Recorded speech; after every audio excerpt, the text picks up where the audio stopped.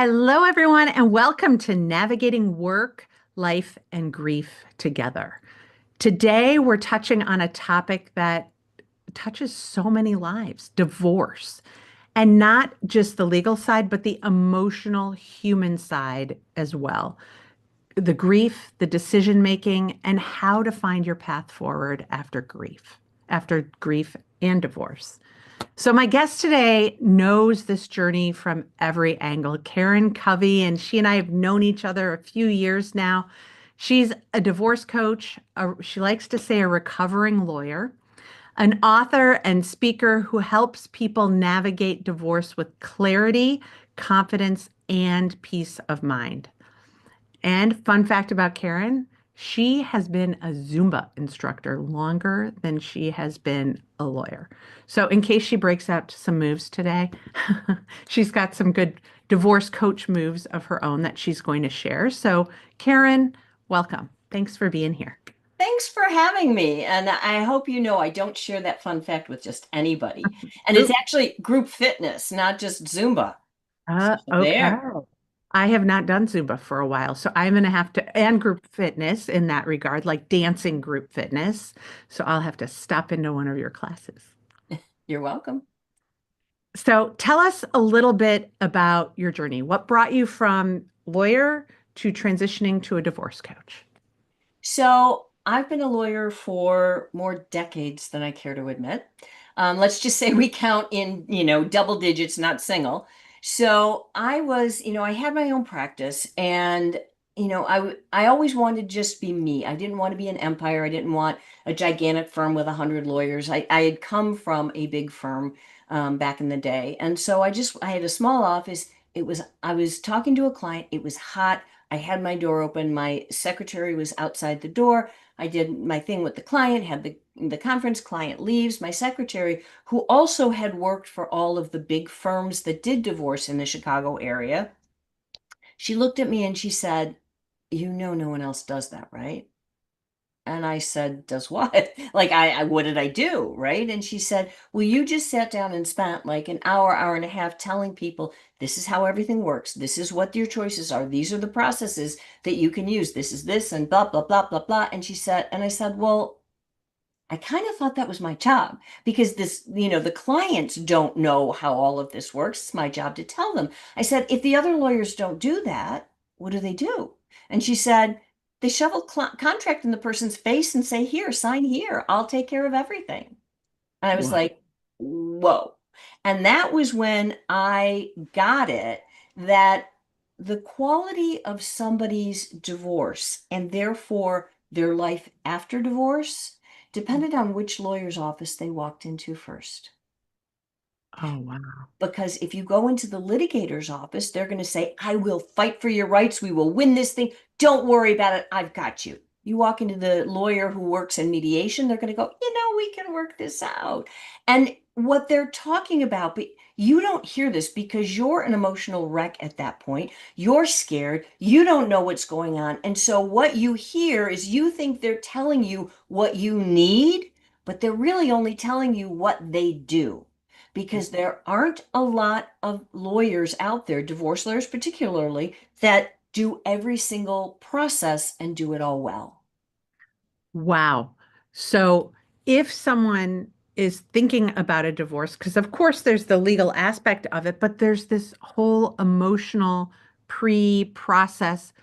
Where should they start and what questions should they ask and think about this? Yeah, that's why I went into coaching because this is what I do as a coach. The first most important thing is to get an education, to get some information about how does this work and what do I do. Going to a lawyer should never be your first step out of the gate, unless you just got served and you've got a court date and you've got to show up, in 2 days. Then yes, you absolutely need a lawyer like right away. Mhm. For most people, the pace isn't that fast right to start. And what you need is to figure out, what do you want? How do you want this to go? How long, what is the most important thing to you? Is it how long it takes? Is it how much it costs? Is it what you get in the end? Are you looking for financial security? Are you looking for stability for your kids? What is it that matters to you, and then you choose the process. You educate yourself about the processes that are out there, and they're just keep there's more and more and more and more these days. Um, and then you find a lawyer who specializes in that. Mm. So you match the lawyer to the process, not the other way around. That gives you the best chance of doing this in the way that either you want to do it or you have to do it. Because if you are married to a person who's super high conflict and they're just going to go to court and fight, you don't get the same process choices than if you've got somebody who wants to try to be amicable and not spend your life savings and the kids' college fund on your divorce, right? That opens you up to choices. But if somebody's just going to court and they're gonna, I'm gonna take you for everything that you're worth or whatever they're saying, then you need the pit bull lawyer. Like there is a place for every process and every kind of lawyer, but the point is you've got to match your circumstances to that process and to that lawyer. So important because the emotional side of divorce, pre, during, post, gosh, walk us through what that emotional arc looks like. There, the emotional arcs are very different depending on, are you the person who decided to divorce or are you the person who your spouse wants the divorce, right? Those are two different arcs because if you are the person who is deciding it, your angst, your grieving, your emotions are higher before you have ever even started because you've got to reconcile inside yourself. You've got to process the emotions and reconcile the fact that, yeah, this is what I'm going to do, Mhm. right? And you've got to start that at a time when your spouse probably doesn't even know that you're thinking about it. Now, sometimes in a perfect world, it'd be great if both people, if this is a mutual decision. But I have to tell you that does not happen very often, right? So if you're the person who is deciding, all of your emotional or the bulk of your emotional work comes before you've made the decision. And then as you go through the process, you're going to go through some ups and downs. Typically, everything is hot and heavy in the beginning and the end, and in the middle you kind of flatline for a while and nothing happens. And for most people, unless you're high conflict, then you're back in court and back in court and back in court, and that's a different kind of emotional arc. If you're the person whose spouse said, honey, I want a divorce, your first stage, like in grief, is denial. No, no, wait, we can make this work. Please, let's go to marriage counseling. And you start the bargaining and you go back and forth. So you've got to work through all of that before you even get to the point where you're angry or you're upset or you're like, and so you're emotionally behind your other spouse out of the gate, which is what causes a lot of the conflict in divorce. Because one person, by the time somebody has processed their emotions enough to say, all right, this is the right decision, I'm done, I want a divorce, they're ready to move on and be done yesterday. The other person is like, wait, what?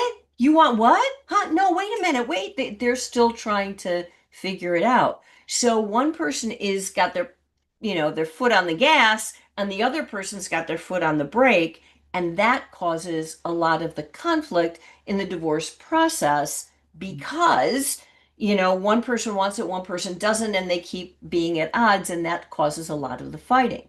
But typically, again, once you actually start the divorce process, it's hot and heavy in the beginning and hot and heavy at the end, but for different reasons. Because at the end, even if it's been a fight all the way through or it's been a long haul or whatever, there's something about it being done and knowing that this is it that makes everybody like stop and pause and go, oh my God, because even if you're fighting with your spouse all the way through your divorce, that's still a connection. It's a Mhm. negative connection, but it's a connection and it becomes familiar to you. So letting that go and losing that is another loss that comes at the end. Wow. Okay, so much to dig in here. So Let's go through a scenario. If you have a client whose spouse just said, "I want a divorce," this person didn't see it coming, and the spouse is like, "I'm done. I'm moving forward." And the spouse that just learned this information came to you. What would those kind of conversations look like? What would happen? The first thing that person has to do, and you're going to be familiar with it, but they have to process their own grief. They Mhm. have to process their own emotions. When they're in that initial stage of, oh my gosh, what's happening, right? You can't think clearly. You sort of you're operating in a fog almost. That's what it feels like. Like you got a big bubble, like an aquarium around your head, and you can't, like, nothing is making sense. You're not processing right. Maybe you're depressed, maybe you're anxious, maybe like all this stuff starts coming up. You have to deal with how you feel or you can't function. Mhm. When you're going through a divorce, you are going to be making more important life decisions in a relatively compressed period of time than you will in almost any other period of time in your life, unless you've dealt with the death of a spouse. That's the same situation. But even when your spouse dies, what do they tell you? Don't make any big decisions for a year. Don't sell the house. Don't blah, blah, blah. Right, that's great. Well, in divorce, you don't have that luxury. You want it, it's going to be over, hopefully, in a year. That's not always true, but you don't want it to drag on forever and last forever. So you're kind of in this push-pull situation. And step number one is always you've got to get your head back in the game.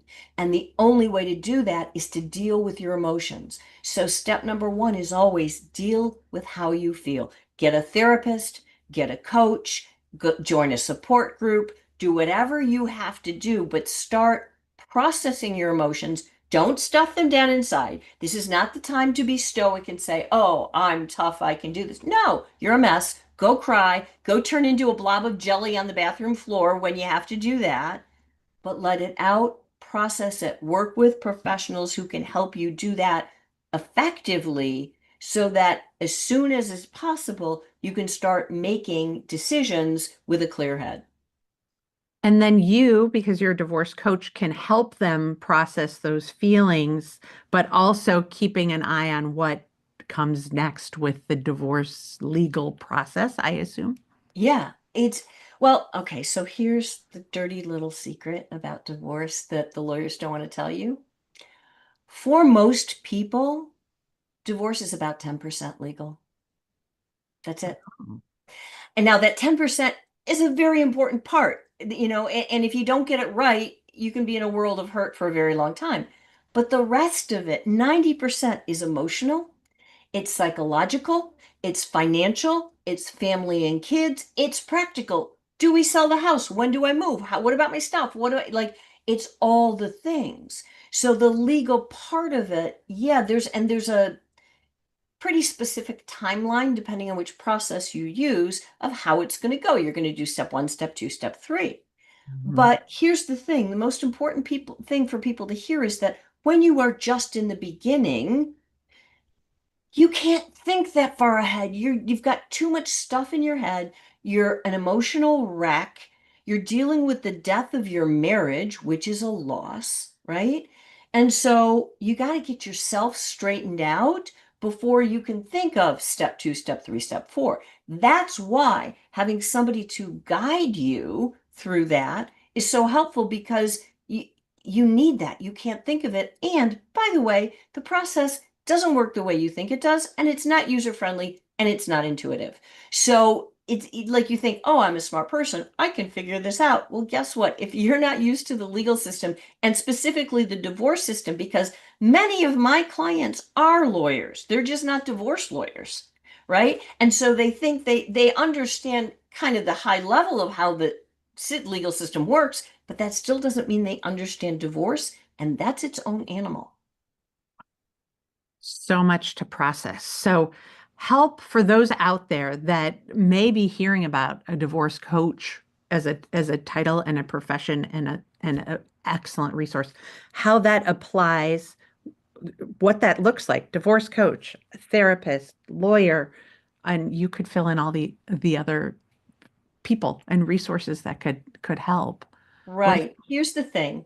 Just like it takes a village to raise a child, it takes a team to get through a divorce if you want to do it well. And if you want to do it at a high level. Like, yeah, if you're 20 years old, you've been married for 6 months, you don't have any property, any kids, really there's not a lot to it. There's all the emotional stuff, but it's not it's easier to get through. Not that it's ever easy. But if you've been married for a decade, 2 decades, 3 decades, you've got kids, you've got houses, you've got 401ks, you've got businesses, you've got heaven knows what. When you have a lot to lose, you need the team around you because every professional has their own specialty. And what I, as a coach, empower my clients to do is to become the CEOs of their own divorce Mhm. because somebody has got to manage the team. You can call it CEO, you can call it quarterback, you can use whatever analogy works for you, but the idea is somebody's coordinating the pieces. And everybody thinks that's what their lawyer is going to do. I am here to tell you your lawyer is not going to do that. They're going to take care of the legal part and they're going to do that really well, hopefully, right? So they will guide you through that, but it's that other 90% that you need help with because you got to do things in order. If you do the right thing at the wrong time, it still doesn't work. You've got to do the right thing at the right time. And when you're all emotional and you don't understand the system, understanding, okay, what's step one, step two, step three, you can't see that far in front of you.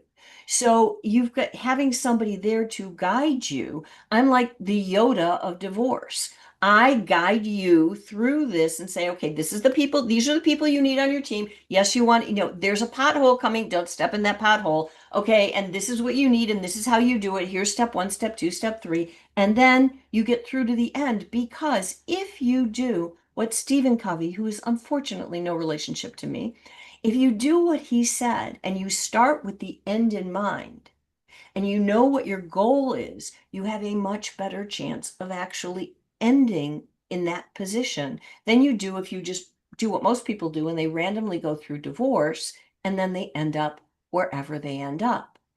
And let's face it, nobody wants their divorce to be the defining moment of their life, right? You want to get it done, live through the pain, learn and grow through it, but end up in a position to start the next chapter of your life from a good place rather than having to be in therapy for another decade to try to process all the garbage that happened in your divorce.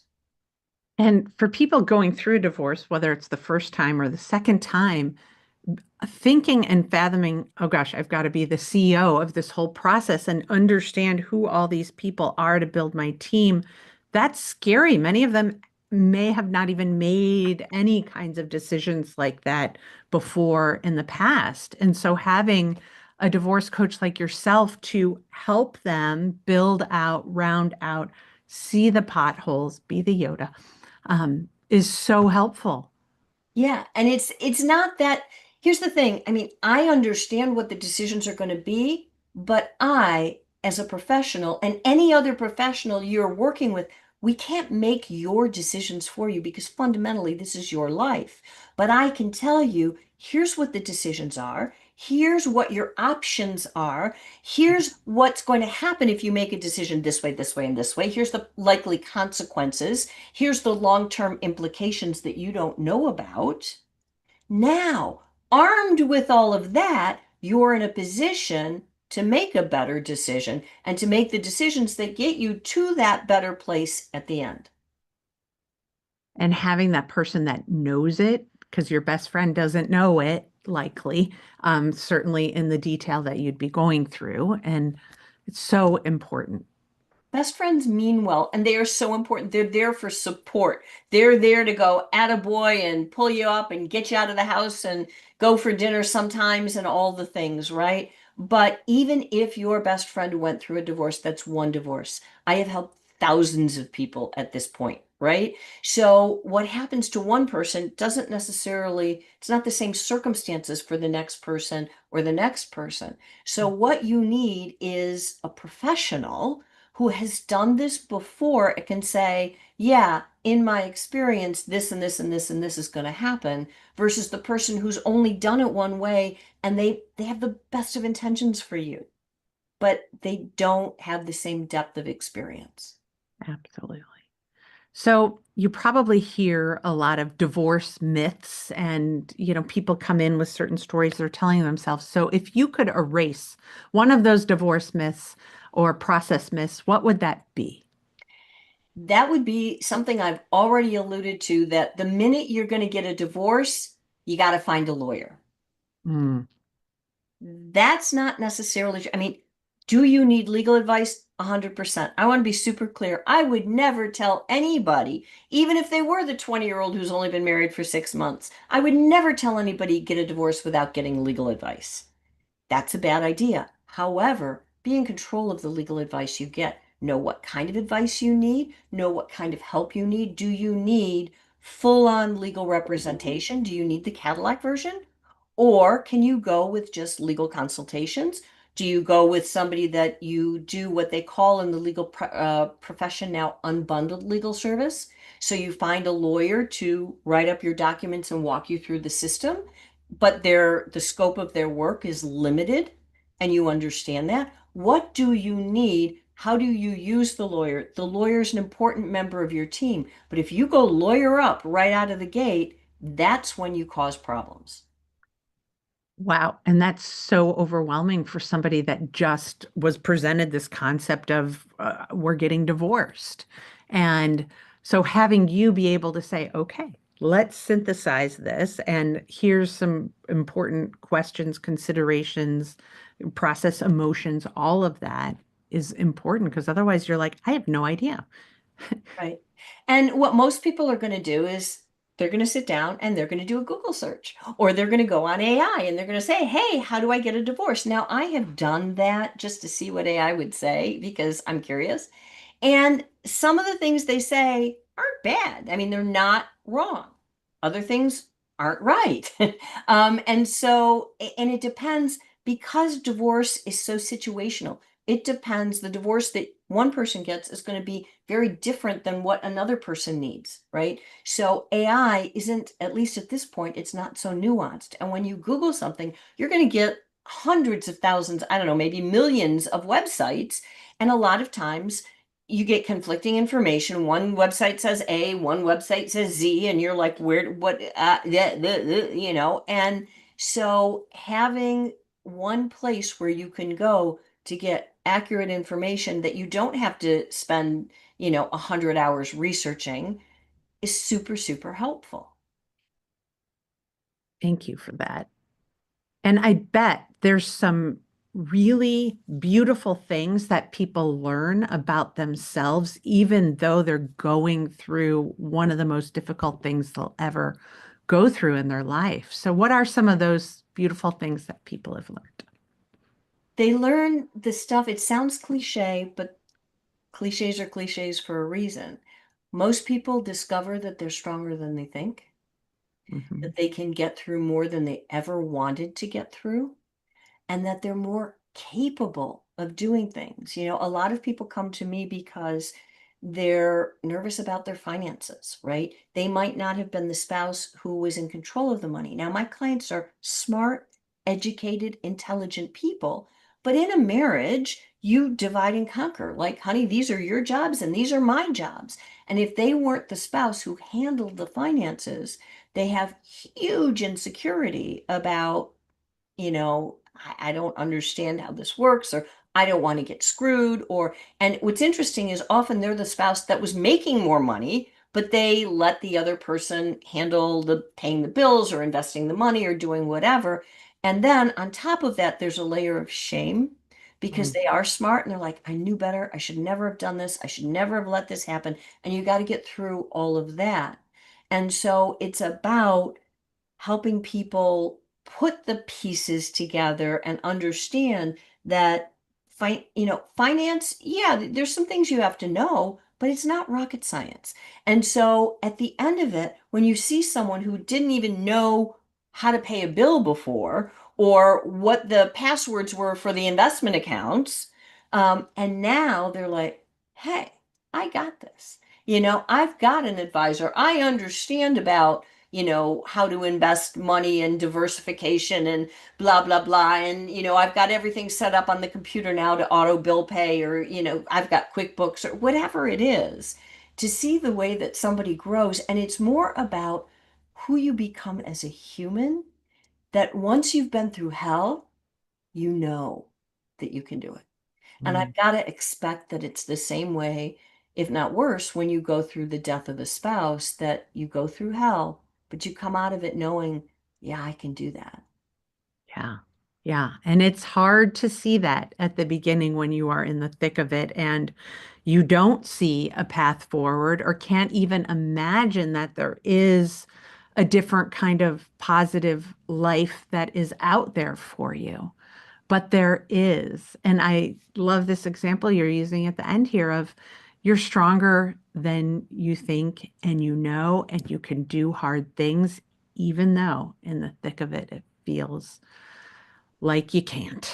Yeah, I mean, in the if I were to say all of this to somebody who's in the beginning of the journey and just starting a divorce, they want to poke my eyes out. They're like, "You don't know what you're talking about. Get away from me. I can't do it. I'm just miserable, right?"